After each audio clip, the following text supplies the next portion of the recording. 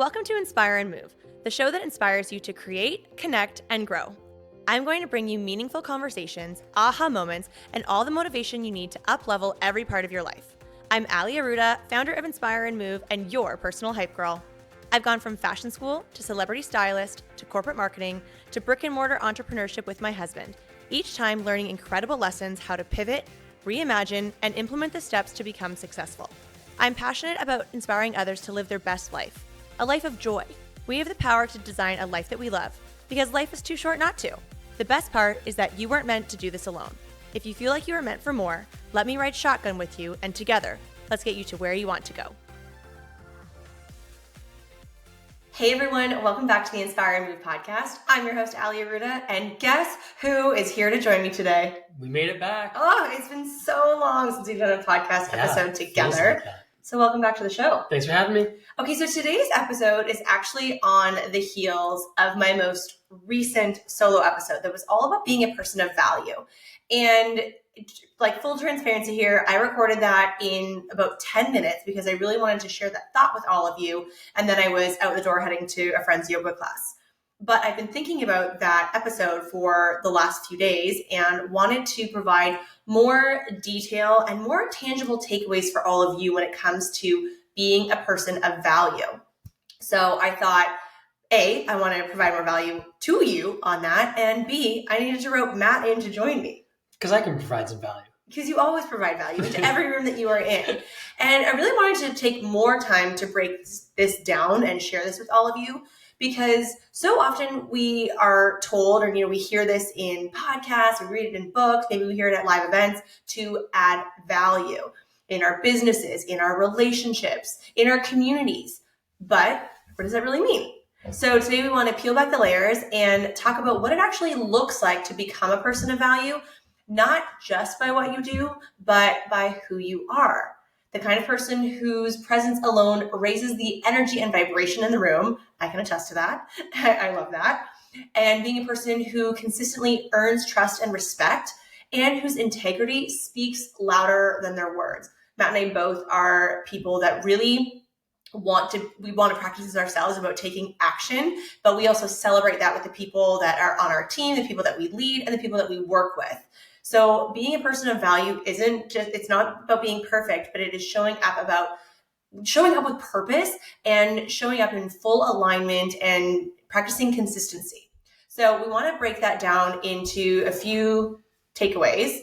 We have 5 points we want to share with you. Do you have anything to share before we No, I think we dive right into it and kind of break down a little bit of the easiest ways to recognize how you can easily contribute with more value and become somebody more valuable to the room that you're in.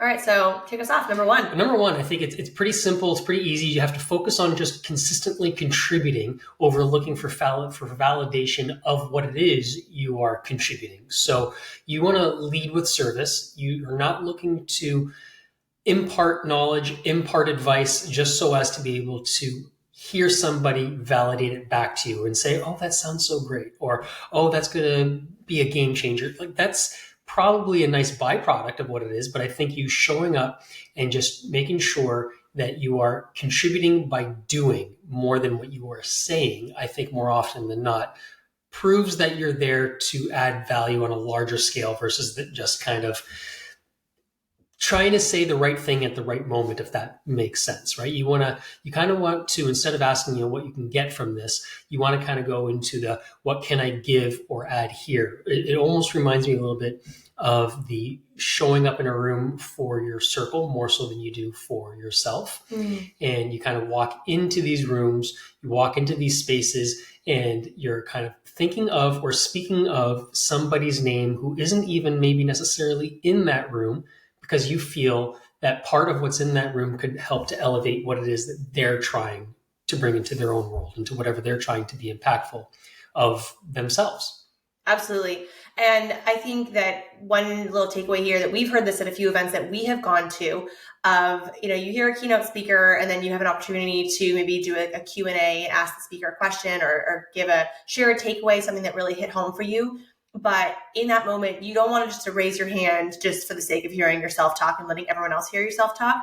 You want to provide value. So whether it is a high value question that then that answer is going to not only be of service to you, but all of your peers in the room, or being of service to the person that shared the keynote, that you can just give back that love and that takeaway, and having value at the root of what it is that you're going to share, not just trying to get the attention. Yeah, I think a good way to think on that is, when you put up your hand, is the first word you're going to start with the word I?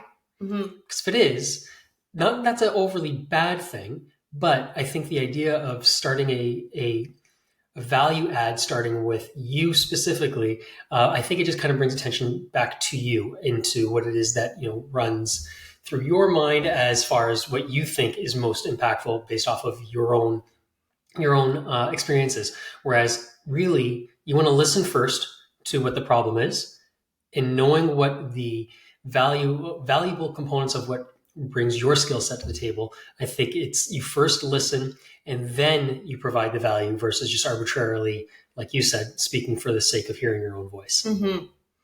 All right, number 2 is consistency builds credibility. So consistency is something that we love talking about on the podcast, because I always like to use the example or the analogy of working out and I don't know, pull-ups. Oh, okay. You always yes. turn me because I always use the example. Is that not the same as working out, not pull-ups, and vice versa? Babe, pull-ups are so specific of a journey that literally goes hand in hand with consistency.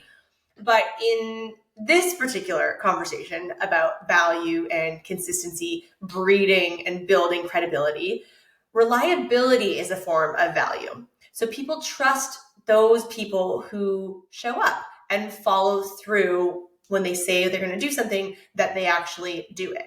Matt and I talk about this a lot when it comes to business. And, you could be a person that says that you are going to fold towels. We use that analogy all the time because we own a gym and we have towel service. So that is fresh on my mind. But if you say you're going to fold towels every time you leave a shift, then fold the towels every time you're about to leave. Don't say it and not do it. And you guys can... Now you've put it on our radar. Yeah. Maybe we weren't even thinking about that. But now you've given the foolproof way of us being able to recognize whether or not you do what you said you were going to do. And towels is a very small part. Very small part. However, that is an absolute broad stroke across the board, where if you can't do what you say you're going to do, especially if you're saying it loudly or it's been agreed to recently, that speaks volumes as to whether or not you are going to be able to be relied on moving forward. And think about, in the world of business, about referrals. If someone has asked you for an introduction or a connection or a referral, you say that you're going to do it and then you don't follow through. Well, now you are breaking that trust and that credibility and that relationship. You're having a little bit of a fracture in the relationship with that person that you care about. So really looking at consistency and credibility, but that relationship to being reliable. So perhaps you need to audit your commitments and also audit yourself. Like, are you known for following through? Or, I hate to say it, are you known for being a flake? Ouch. I know. Ouch. Sorry, that was honest. Yeah. But you have to be accountable. And we all know them, right? Like, anyone who's listening to this, who's the first person you think of when I tell you that person's a flake? They exist, right? Absolutely. Are there people that always say they're going to come to your birthday party, or they want to get together, they're going to come to your fitness class or come to your event? Talk is cheap. And they don't. Mm-hmm. So what category do you put those people in? You don't want to be in that category. So you want to be mindful of doing an audit for yourself and your commitments and what it is that you're saying, and be consistent in how you're showing up, what you're saying yes to, and then following through on being there, and being there with good energy. Don't just say you're going to go to someone's birthday party and then you're going to sulk in the corner or be sick. Hey guys, there are times when you have to you say yes to something and then you have to back out. Unfortunately, Matt and I just did that times 3 this past weekend because we were sick, and we kind of maybe still sound like toads as we record this. A little bit. But sometimes you do have to make those choices. And I actually sat with a lot of guilt all weekend with doing that, but it was ultimately the best decision and the most respectful decision for the people that we would be around. But that aside, doing a little audit and making sure that you are being consistent in what it is that you say you're going to do, and showing up with good energy and being there in full spirit, playing full out, whether it's someone's birthday or it's a business event, and just practice that. So again, maybe you need to do that little audit for yourself. Maybe you need to do a little audit for your circle, and then make a plan of action from there. And I think I'll maybe put a bow on this second point of consistency, building credibility, in the sense where consistency doesn't just happen when it's a beautiful day outside and you have nothing else on your agenda. More often than not, consistency comes when it's not the most convenient for it to show up. Absolutely. And if you don't, I'm not saying you necessarily have to time block these points of being consistent in your calendar so you know that you're hitting it every time. However, it's the times in which it is not a slam dunk for you to show up. And when you do, you are proclaiming to everybody around you that you can be relied upon come hell or high water. And that's the part done over and over again where you start getting that reputation, because you don't want to be known as a flake. Yes. Boom. Yeah. Okay, I want to take point number 3 because Do that's it. one of my favorite words in it. Number 3, master the energy that you bring. You guys know I love energy. It is something that... Human Australian Shepherd. It is something that I'm really passionate about generating. And your energy, energy is actually a big part of my brand, but your energy is also your brand. So how it is that you bring that energy into what you do. Are you a lash tech? Are you a hairstylist? Are you a plumber? Are you a personal trainer?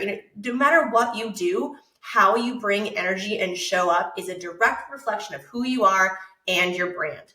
So how that ties into being a person of value means that you want to make people feel better. You want to raise their vibration. You want to help them feel inspired or more grounded just by being around you. And again, that will look different depending on what your profession, your industry, your business is. We are brick and mortar owners. So the energy that we bring into the walls of Benchmark Fitness, that matters. The energy that our personal trainers on our team bring into Benchmark Fitness, that matters. But maybe you also run a podcast or social media agency, and you can show up to Zoom calls with your clients with low energy or high energy. And no matter what it is, that's going to impact the vibration of the conversations that you're going to have and the business that you're going to do. So going back to that, self-accountability, do a little check-in, do an energy check. What are you contributing to your business? What are you contributing to a room? We're still very much in event season. So if you are someone listening to this and you have an event coming up, how are you showing up in that room? Are you going to stay up late the night before? Are you going to have too many drinks the night before? So you're going to be extra tired and grumpy. You have to stay accountable. Like, what is that energy that you are going to bring to that room? And for me, I know personally, exercise is a big part of how I generate energy. So even when Matt and I are traveling or I'm traveling on my own, if I have an event, I am going to get up that much earlier to ensure I can do at least 20 minutes. I don't need to do a full hour workout, but a 20-minute workout when I'm on the road, that I know that will help me generate the energy that will make me be the best version of myself in the room that I'm going to show up in. So that is something for me that is a non-negotiable. And, when I'm at home, there are other things that I want to do, whether it's cold plunging at our gym or, X, Y, or Z. I don't need to go into my daily routines, but hopefully you're getting the picture that you are the master of the type of energy that you bring, and you are fully in control of seeking out new habits and routines that you need to do to allow yourself to create a better energetic state. Part of what we do is coaching small business entrepreneurs, and a lot of the success that we have found in our own business, what we preach to a lot of our clients that we coach one-on-one, or I guess technically two-on-one, is that a lot of one's best available energy is a byproduct of the mindset that they show up with.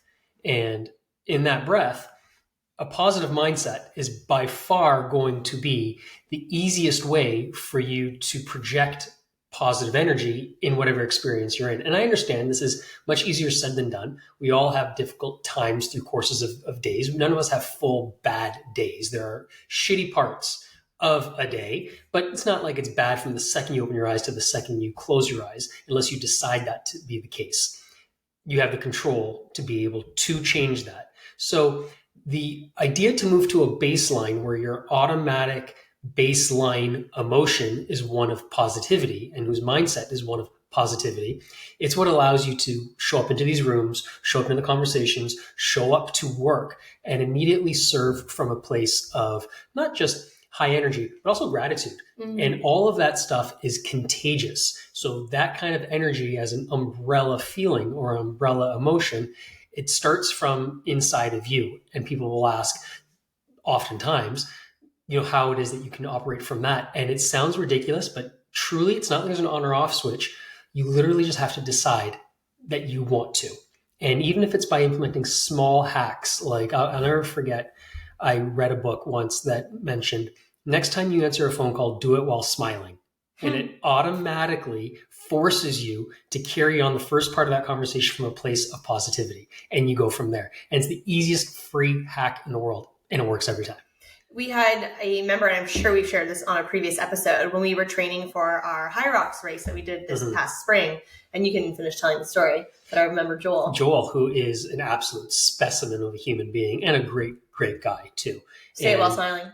Yeah, and he made reference to this in a different way where he said, in the depths of your High Rocks competition, when you're, an hour into it and you can't see clearly because the sweat's in your eye and all the rest, and you have 2 more stations left, blah, blah, blah. In the midst of all of that, try to smile because it reshifts, refocuses where your energy is being poured into all of a sudden. And it allows you to recenter yourself to know that this isn't that serious, obviously, especially for a High Rocks competition. We took it seriously because we trained hard and all the rest. But really, at its core, what are we doing?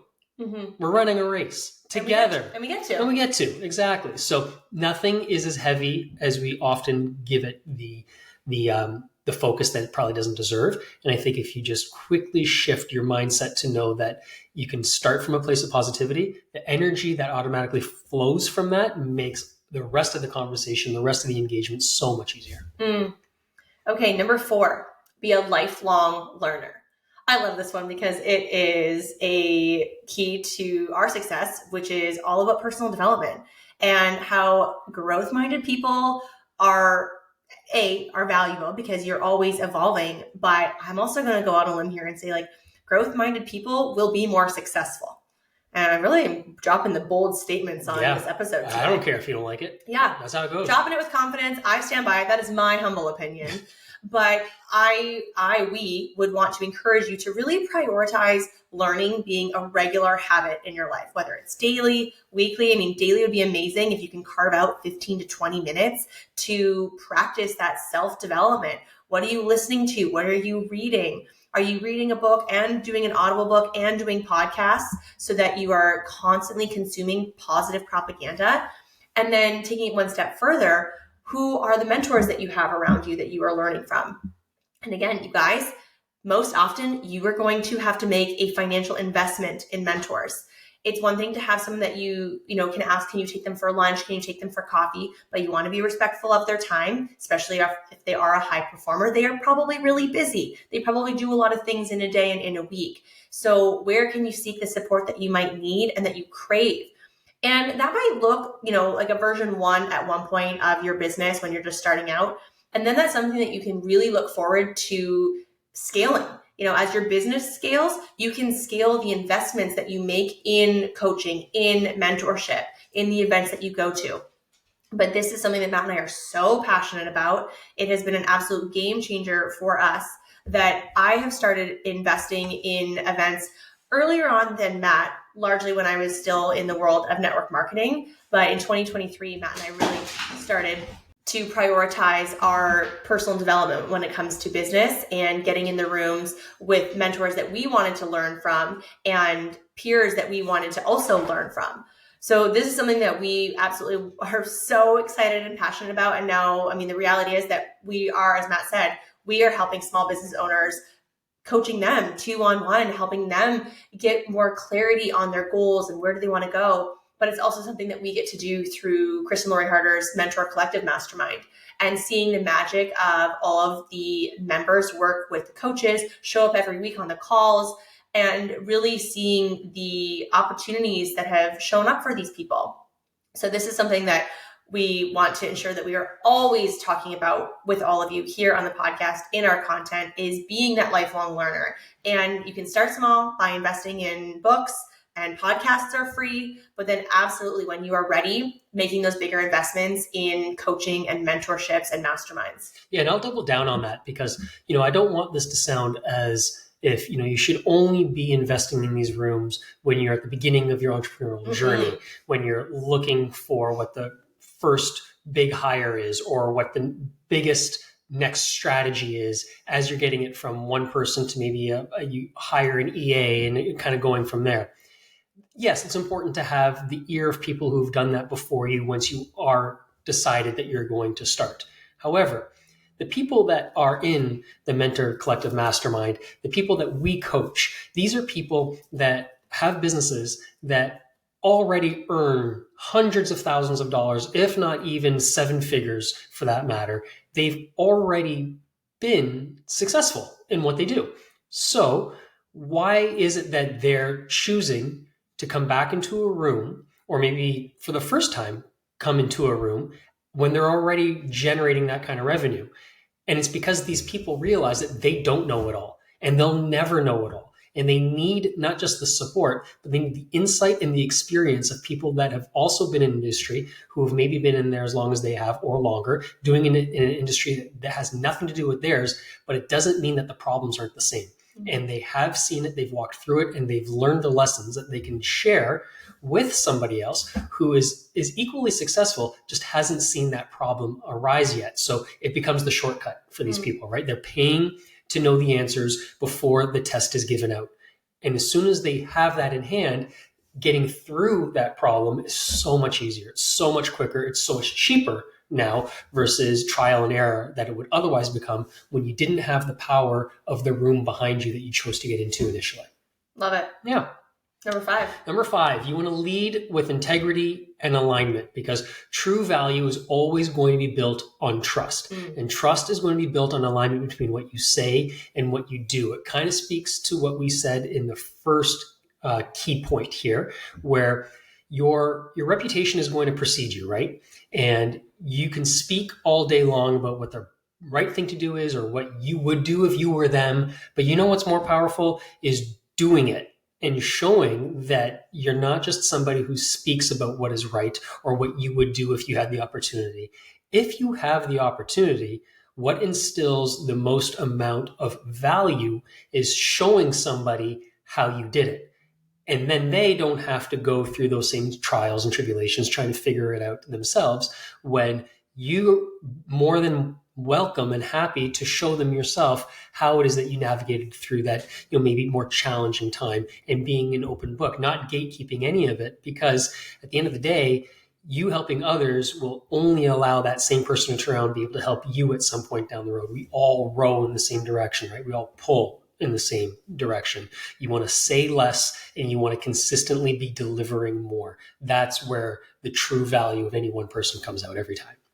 I love that. I actually have nothing to expand on that. Yeah, that's it. You just want to make sure that you're leading with integrity on that respect, right? Your actions and the consistent execution of your actions is what's going to prove your value in every room you go to. All right, guys. So just summarizing the 5 takeaways that we hope have been of value to you is: number 1, focusing on contribution over validation. Number 2, consistency builds credibility. Number 3, master the energy you bring. Number 4, you want to be a lifelong learner. No matter where you're at, what you're reading, whom you're in front of, constantly be absorbing.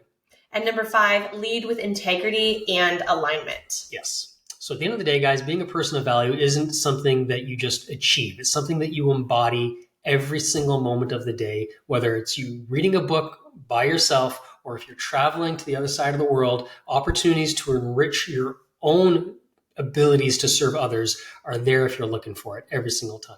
And your energy. That's right. It's how you show up when no one else is watching. It's how you treat people when there's nothing to gain, and also when nobody else is watching, for that matter. It's this quiet confidence, right, that comes from knowing that you're contributing something real and contributing something that somebody else is looking for. It's like the Kobe Bryant effect. Or maybe that was Michael Jordan. What's that? Like it's the moments where people are not watching. I know there's like great quotes from, maybe it's more Michael Jordan, how it's like those practices. I'm sure Michael Jordan, Kobe Bryant were up in the gym at 3 a.m. practicing their dribbling skills, practicing their shots. No one sees that. It's true. I mean, I think about that often where you have these athletes, for example, I've got baseball in my mind these days. Oh yeah, you're full Jays mode. Full Jays mode. And so, for example, I see these guys who are at bat maybe 4 times a game. You're talking maybe when it really matters, they are in amongst a 3-hour game. They have contribution time of maybe 1 to 2 minutes per at bat. So maybe 8 to 10 minutes tops out of 3 hours is when their real depth of contribution is going to be realized by their team and their fan base and all the rest.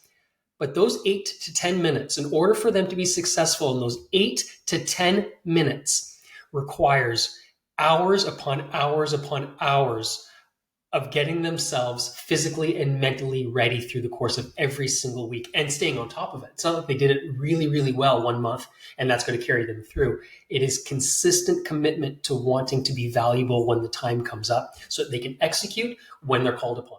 And that's the stuff that no one sees. You don't see the 4 a.m. workouts or the hours upon hours of physically getting better, reading the different plays that are available and watching the video so that they can be available to be at their best for those 10 minutes. You just think that they're great because they were ordained as being great from being a young prodigy or whatever it might be. But the reality is, to be valuable for a very short period of time will always require hours and hours, if not a lifetime, of continuously learning. Well, I think that's what's so beautiful, that, if you are someone that really, you're listening to this and it resonates with you, that we have the ability to create this lifelong journey of trying to be a better person day after day, month after month, that it's something that, every year on your birthday, that next trip around the sun, you can think about, how can I be better next year? Like in this next 365 days, how can I be better? How can I provide more value? How can I be of more service?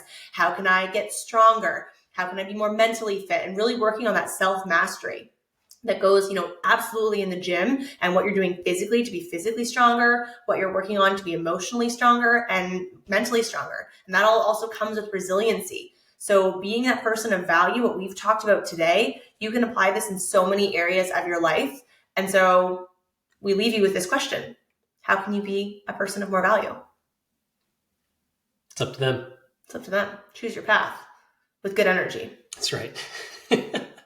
As always, guys, thanks so much for being here. Babe, it was so nice having you back. Thanks for letting me back in this office. You're welcome. It's nice we're in Matt's office as we record this, and I hijacked it. So thanks for being here, and all of you, thanks for listening. If you have a few extra minutes and you want to spread some good energy and you would be ever so inclined to leave a 5-star rating and review, we would love and appreciate that. I'm a words of affirmation girl, and so I love reading your reviews. And if this resonated with you, maybe take a second and share it with a friend and tag us on Instagram. That'd be nice. We can reshare it. Okay. All right, guys, lots of love for you. We will see you again Bye, soon. guys. Bye.